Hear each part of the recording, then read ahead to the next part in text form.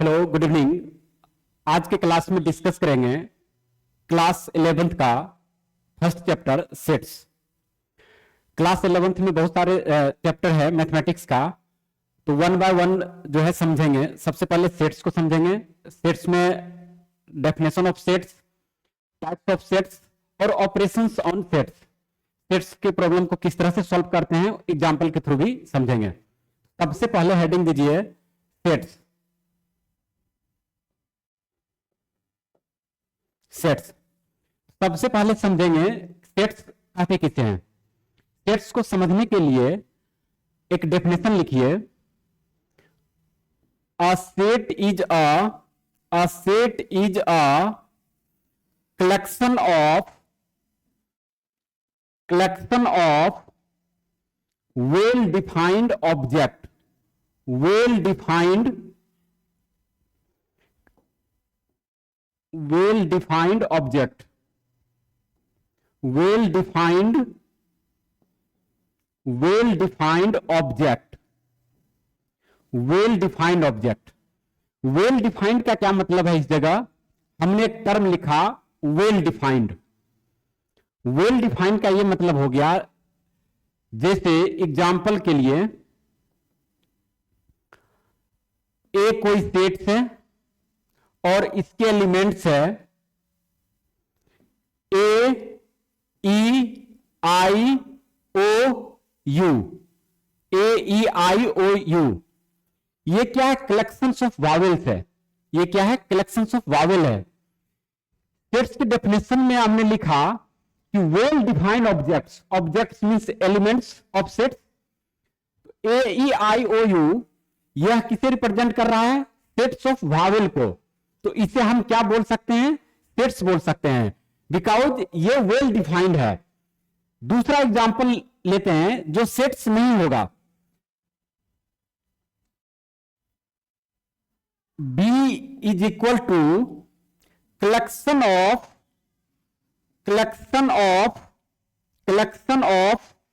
Good doctors.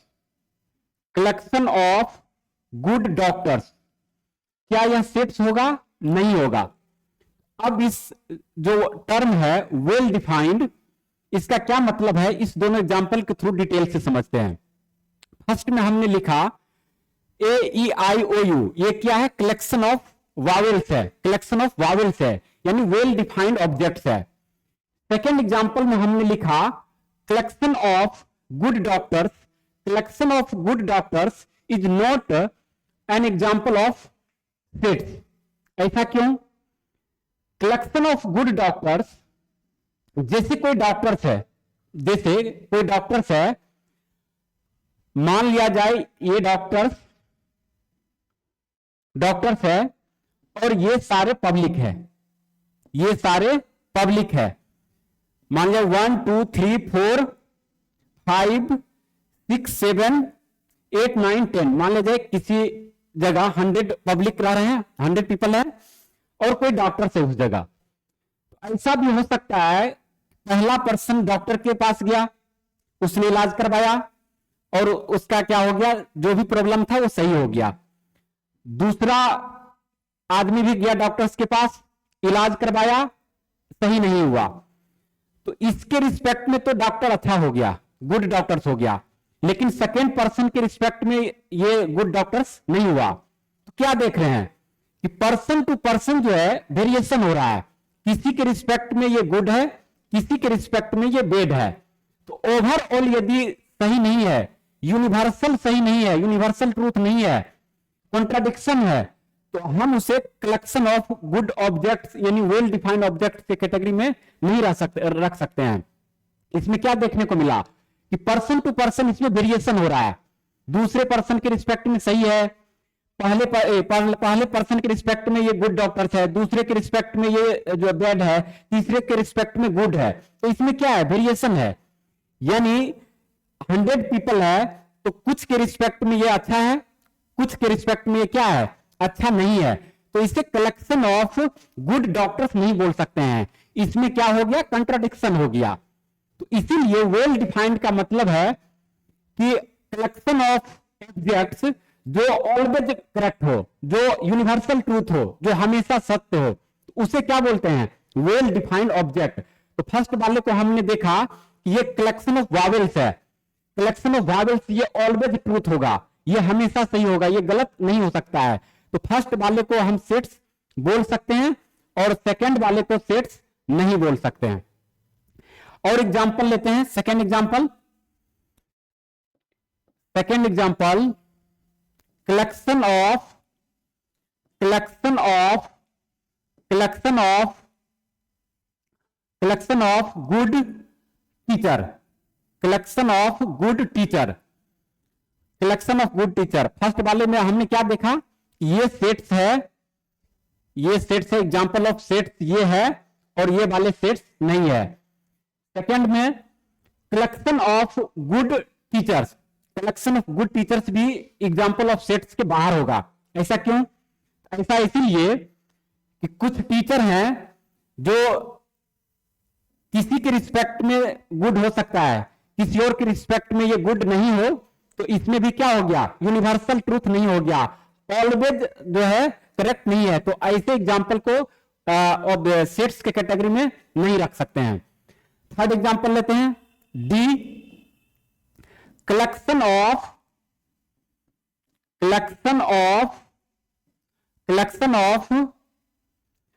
An English alphabet is an example of sets. ये क्या होगा? Sets का एग्जाम्पल होगा। क्लियर है? अब जैसे देखिए, सेट्स के लिए कुछ कंडीशन है, किस कंडीशन में हम बोल सकते हैं कि सेट्स है। सेट्स के एलिमेंट्स को किस तरह से रिप्रेजेंट करते हैं, सेट्स को किस तरह से रिप्रेजेंट कर सकते हैं, कैपिटल लेटर से रिप्रेजेंट कर सकते हैं या स्मॉल लेटर से रिप्रेजेंट करते हैं। तो कुछ नोट्स को समझेंगे सबसे पहले। Some important notes, some important notes, some important notes, some important notes. Sets को समझने के लिए कुछ नोट्स है, कुछ इंपॉर्टेंट पॉइंट है, समझेंगे, जो सेट्स के लिए हमेशा माइंड में रखना पड़ेगा। पहला, every elements of set, every elements of sets, elements of sets, sets represented by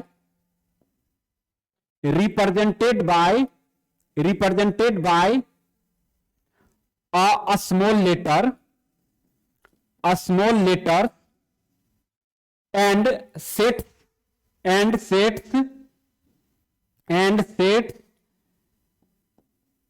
is represented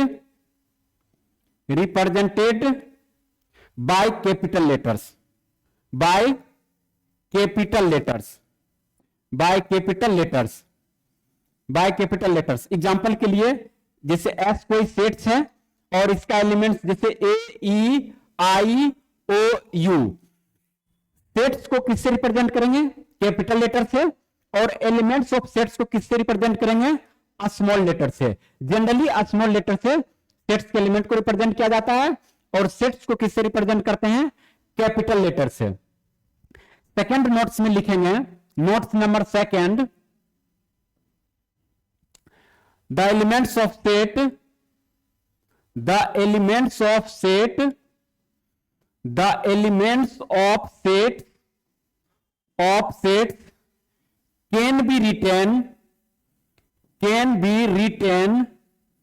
can be written in any order।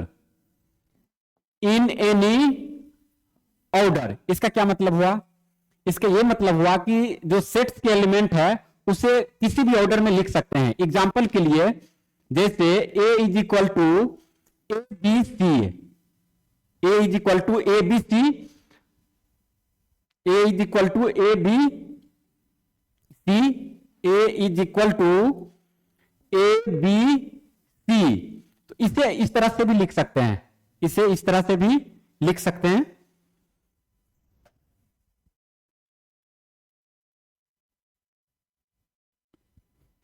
जैसे a is equal to A B C, इसको A is equal to C B A, इस तरह से भी लिख सकते हैं। तो हमने क्या लिखा, सेट्स का जो एलिमेंट है इसे किसी भी ऑर्डर में लिख सकते हैं। ए बी सी लिख सकते हैं, सी बी ए लिख सकते हैं, बी सी ए लिख सकते हैं। सेट्स के अंदर जो एलिमेंट्स है उसे किसी भी ऑर्डर में लिखा जा सकता है। दूसरा नोट्स हो गया important point. Third important point note करेंगे कि सेट्स के अंदर जो एलिमेंट्स हैं उसे रिपीट करके नहीं लिख सकते हैं।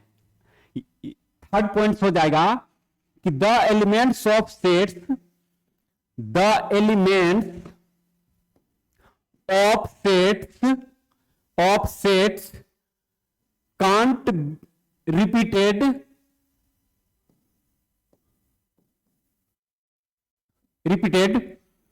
एग्जाम्पल के लिए एस कोई सेट्स है, ए बी बी सी, इस तरह से नहीं लिख सकते हैं।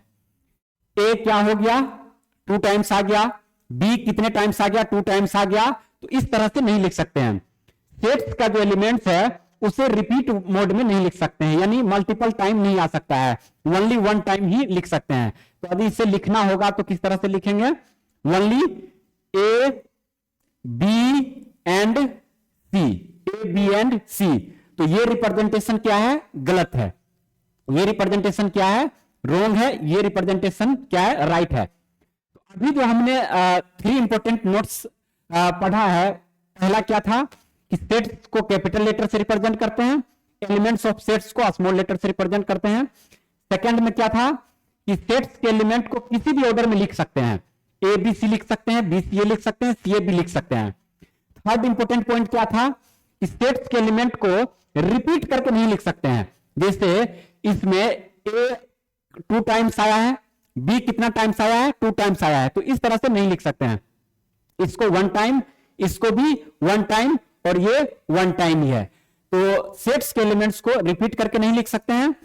सेट्स का जो एलिमेंट्स है वो स्मॉल लेटर्स में होना चाहिए और सेट्स कैपिटल लेटर्स में होना चाहिए। ये सारे इंपॉर्टेंट पॉइंट्स है। अब इसके बाद टाइप्स ऑफ सेट्स को समझेंगे। टाइप्स ऑफ सेट्स में सेट्स को जो रिप्रेजेंट करते हैं 2 तरह से, सेट्स को 2 तरह से रिप्रेजेंट करते हैं। पहला रोस्टर फॉर्म, सेट्स का ये फॉर्म है। फर्स्ट हो जाएगा रोस्टर फॉर्म, रोस्टर फॉर्म, और इसी को टेबुलर फॉर्म बोला जाता है। इसी को क्या बोला जाता है, tabular form, tabular form, tabular form. और सेकेंड रिप्रेजेंटेशन क्या हो जाएगा, रूल ये आ जाएगा set builder, set builder method बोलते हैं इसको, सेट बिल्डर मेथड, या इसका सेकेंड नेम हो जाएगा rule method, rule method, rule method, या अलग अलग बुक में इसे आप देखोगे तो ये आ जाएगा symbolic method, symbolic method, symbolic method हो जाएगा। ये क्या आ जाएगा, सिंबॉलिक मेथड। सेट्स का जो रिप्रेजेंटेशन है 2 तरह से कर सकते हैं। First roster form, second tabular, और में यानी इसी का सिनोनिम क्या है, टेबुलर फॉर्म या टेबुलर मेथड भी बोल सकते हैं। सेट बिल्डर फॉर्म या सेट बिल्डर मेथड हो गया, रूल मेथड या सिंबॉलिक मेथड। सेट्स का रिप्रेजेंटेशन है, जैसा कि नाम से ही क्लियर है, सिंबॉलिक मेथड। सिंबॉलिक मेथड यानी कि इसमें जो सेट्स को रिप्रेजेंट करेंगे किसी प्रॉपर्टीज के थ्रू जो है रिप्रेजेंट करेंगे। और रोस्टर फॉर्म या टेबुलर फॉर्म में जो सेट्स के एलिमेंट होंगे वो सेपरेट करके लिखना होता है इसमें। तो एक हो गया प्रॉपर्टीज से लिखना है और दूसरा हो जाएगा ये सेपरेट करके एलिमेंट्स को लिखना है। तो एक एक करके दोनों को समझते हैं। फर्स्ट रिप्रेजेंटेशन है रोस्टर फॉर्म। फर्स्ट रिप्रेजेंटेशन आ जाएगा roster form, roster form, roster form. अभी सेट्स का डेफिनेशन समझे, सेट्स का रिप्रेजेंटेशन समझेंगे, टाइप्स ऑफ सेट्स समझेंगे, ऑपरेशन। इसके बाद एक एक करके जो भी प्रॉब्लम्स है प्रॉब्लम को समझेंगे। फर्स्ट रिप्रेजेंटेशन है रोस्टर फॉर्म। रोस्टर फॉर्म में क्या होगा, in this form, in this form in this form the elements of sets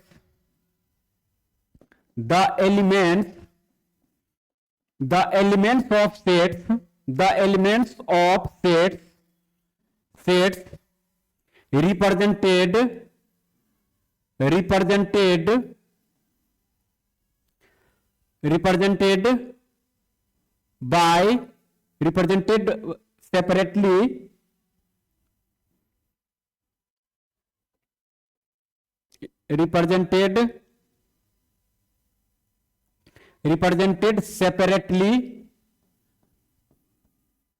separately by a comma example के लिए जैसे देखिए, ये आ जाएगा बी कोई सेट्स है, ये आ जाएगा जैसे ए बी सी डी, ये क्या हो गया, रोस्टर फॉर्म हो गया। इसमें जो एलिमेंट्स ऑफ सेट है इसको कोमा के द्वारा इसको सेपरेट करके लिखा गया, यानी इसमें जितने भी एलिमेंट्स हैं सभी एलिमेंट्स को रिप्रेजेंट करते हैं और उसे कोमा के द्वारा जो है ना सेपरेट करके लिखते हैं। किस फॉर्म में, रोस्टर फॉर्म में। सेकेंड एग्जांपल देखते हैं, जैसे सी कोई सेट्स है, ये आ जाएगा जैसे ये भी इसी के अंदर आ जाएगा ए ई आई ओ यू, ये कलेक्शन ऑफ वावेल है, सेट्स ऑफ वावेल है। यदि इसे सेकेंड फॉर्म में लिखना होगा, सेट बिल्डर फॉर्म में, तो कलेक्शन ऑफ वावेल देखेंगे, उस जगह भी देखेंगे, प्रॉपर्टी से इसको क्या करेंगे, रिप्रेजेंट करेंगे। जब भी हमें रोस्टर फॉर्म में लिखना होगा, रोस्टर फॉर्म में किस तरह से लिखेंगे, सारे एलिमेंट्स ऑफ सेट को रिप्रेजेंट करना होगा। एलिमेंट सेट्स के अंदर जितने भी एलिमेंट्स होंगे सभी को रिप्रेजेंट करना पड़ेगा, सभी को लिखना पड़ेगा। सेकेंड मेथड में जो है देखना है, सेकेंड मेथड रूल मेथड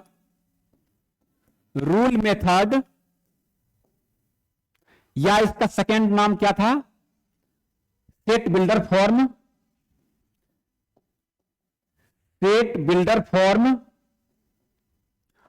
या सिंबॉलिक मेथड।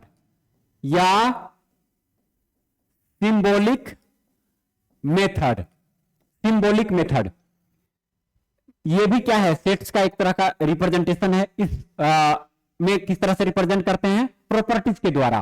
तो डेफिनेशन लिखेंगे कि in this method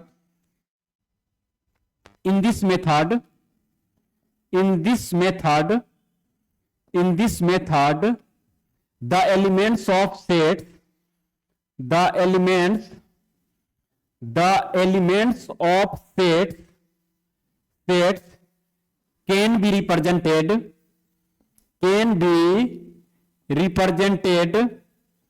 represented by a properties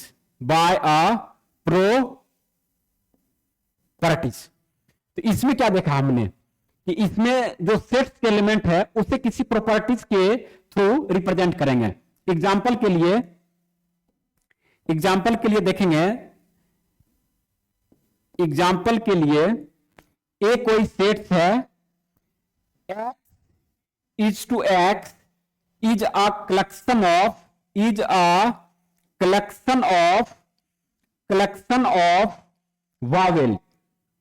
of vowels. ये रिप्रेजेंटेशन किस तरह का है, ये रिप्रेजेंटेशन सेट बिल्डर फॉर्म हो गया या रूल या सिंबॉलिक मेथड बोल सकते हैं।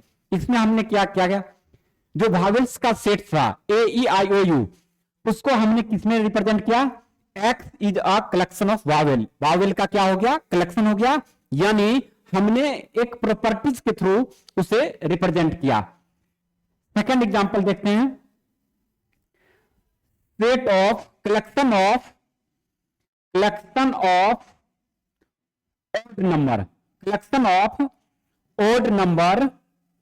odd number less than 4, less than 10 कर देते हैं, लेस देन 10। तो अब जैसे देखिए इसमें क्या है, collection of odd number less than 10, ये एक तरह का रिप्रेजेंटेशन है। यदि इसे रोस्टर फॉर्म में लिखना होता तो रोस्टर फॉर्म में ये क्या हो जाता, 10 से लेस जो भी ओड नंबर है उसको कोमा के द्वारा जो है ना सेपरेट करके लिखते। तो इसमें क्या देखा हमने, सेट बिल्डर फॉर्म में या रूल या सिंबॉलिक मेथड में कि सेट्स का जो एलिमेंट है उसे किसी ना किसी प्रॉपर्टीज के थ्रू रिप्रेजेंट करते हैं। अब इसमें समझना यह है कि जब हमें चेंज करना हो, जैसे रोस्टर फॉर्म से चेंज करके सेट बिल्डर फॉर्म में, या सेट बिल्डर फॉर्म से चेंज करके हमें रोस्टर फॉर्म में करना हो, तो किस तरह से करेंगे। तो नेक्स्ट समझेंगे एग्जाम्पल के थ्रू ही। Change following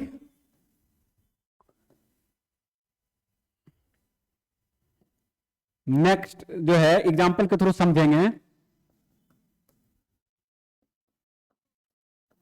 change in roster form, change in roster form, roster form. अब इसे रोस्टर फॉर्म में किस तरह से चेंज करेंगे। जैसे प्रॉब्लम दिया हुआ है a is equal to x square minus ये x square plus 7x plus 10 x square plus 7x plus 10। इसको हमें किसमें चेंज करना है, रोस्टर फॉर्म में। ये किसमें है अभी, ये है सेट बिल्डर फॉर्म में। किसमें है ये, सेट बिल्डर फॉर्म में है। तो अब जैसे देखिए सबसे पहले इसको सॉल्व करेंगे। X square plus 7x plus 10 is equal to 0।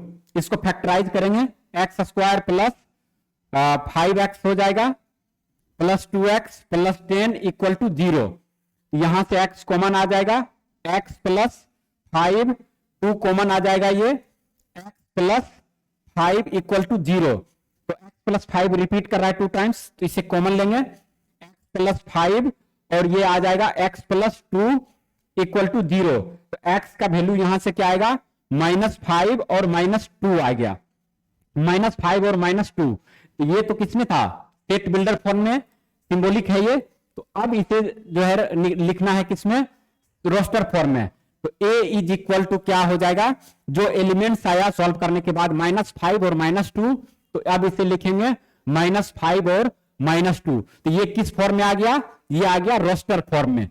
इसको क्या बोलेंगे, रोस्टर फॉर्म बोलेंगे, इसे बोलेंगे रोस्टर फॉर्म बोलेंगे, रोस्टर फॉर्म बोलेंगे। नेक्स्ट एग्जांपल देखते हैं। Next example, change in set builder form, set builder form, change in set builder form. Set builder form में किस तरह से जो है चेंज करेंगे।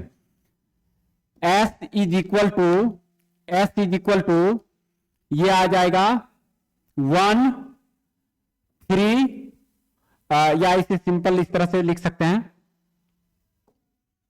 ये आ जाएगा 2 4 6 8 10 12। ये किस फॉर्म में है, ये अभी रोस्टर फॉर्म में है। रोस्टर फॉर्म से कन्वर्ट करके हमें किसमें लिखना है, हमें लिखना है सेट बिल्डर फॉर्म में। किसमें लिखना है, सेट बिल्डर। सेट बिल्डर कौन सा फॉर्म था, सिंबॉलिक वाले। तो इसके लिए लिख सकते हैं s इज इक्वल टू ये x इज टू x, ये आ जाएगा, या सिंपल इसको इस तरह से लिख सकते हैं, ये आ जाएगा x इज इक्वल टू